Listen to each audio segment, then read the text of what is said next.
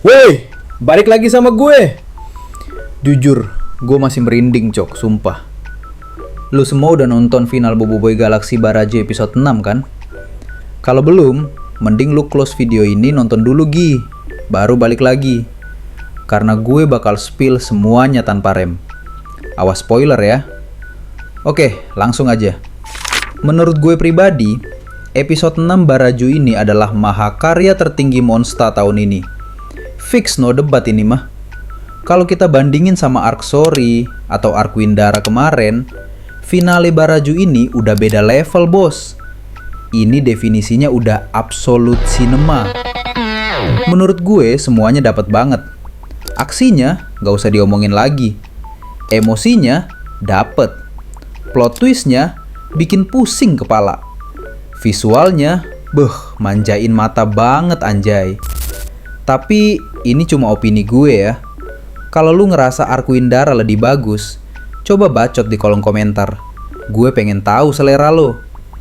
Di video kali ini, gue nggak bakal cuma recap biasa. Bosen cuy.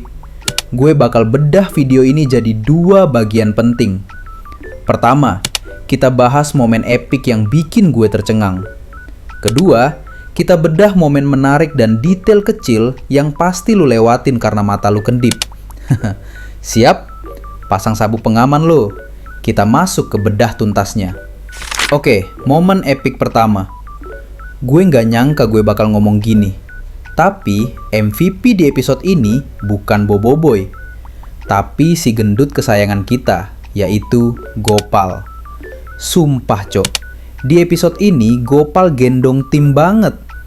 Biasanya kan kerjaan dia cuma lari, teriak, ngumpet di belakang Boboiboy. Beban lah pokoknya. Tapi di sini, dia ngelawan rasa takutnya gila-gilaan. Bayangin aja, dia manjat robot raksasa Pak Pato. Modal apa? Modal sarung tangan cendol anjir. Cendol dipakai manjak. Lengket sih lengket, tapi logiknya itu loh, kreatif banget.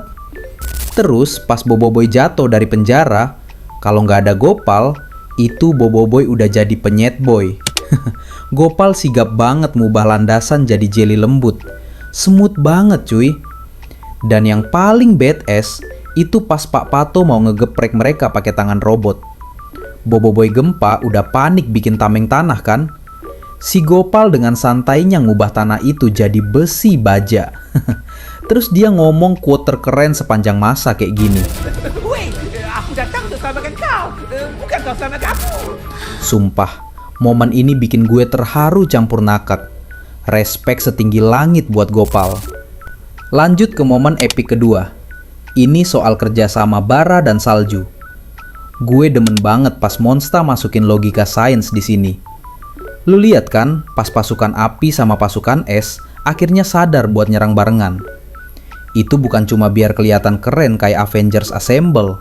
Bukan cok, itu ada taktiknya. Namanya thermal shock. Jadi, robot Pak Pato itu dipanasin ekstrim sama api. Terus didinginin tiba-tiba sama es. Apa yang terjadi? Logamnya jadi rapuh, gampang pecah. Goks gak tuh? Kalau mereka nggak bersatu, sampai lebaran monyet juga itu robot gak bakal hancur. Jadi, Boboiboy gak bakal bisa menang kalau pasukan bara dan salju masih berantem. Detail kayak gini nih yang bikin gue cinta sama penulisan skripnya. Cerdas, gak cuma modal jurus baru doang terus menang. Nah, ini dia, momen epic ketiga. Kemunculan bos gentar. Jujur, gue sempet mikir, ini kan arc api air, ngapain gempa nongol? Salah besar bos. Ternyata kita masih butuh tanker. Pas robot Papa Pato nembakin laser gila-gilaan, siapa yang nahan? Bos gentar sendirian cok. Dia nyerap semua elemen api dan es itu pakai tanahnya. Gila, durability-nya nggak ngotak anjir. Dan lucunya, si bos gentar ini sempet-sempetnya sadar kamera. Terus nasi quote kayak gini. Tidak, this is not my level, bro. Ini series, bukan movie. Hadeh, lagi perang woi, bisa-bisanya ngelawak. Tapi ada yang aneh. Lu denger gak suaranya Gentar pas ngomong itu? Suaranya kayak double anjir, kayak ada gemanya. Gue udah curiga deh. Dan boom, pas bos Gentar udah full nampung energi, dia langsung pecah dua. Inilah momen kelahiran Nova dan Blizzard. Ternyata teori pecah tiga itu salah, cok.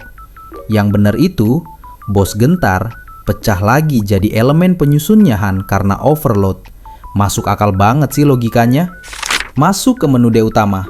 Momen epic keempat, Boboiboy Nova dan Boboiboy Blizzard. Anjay, gue kehabisan kata-kata, cok. Visual pas mereka muncul itu absolut cinema.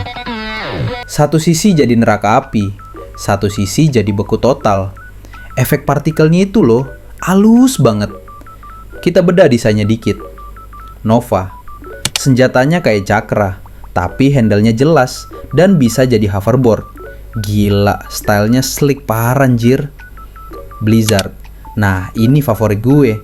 Senjatanya bazooka gede, tapi bisa jadi gada buat ngegeprek musuh. Ini definisi tembak dulu, kalau nggak mati, pukul. Pertarungan mereka ngelawan Papa Pato itu fluid banget. Kerjasama antara panas dan dingin bener-bener ditunjukin.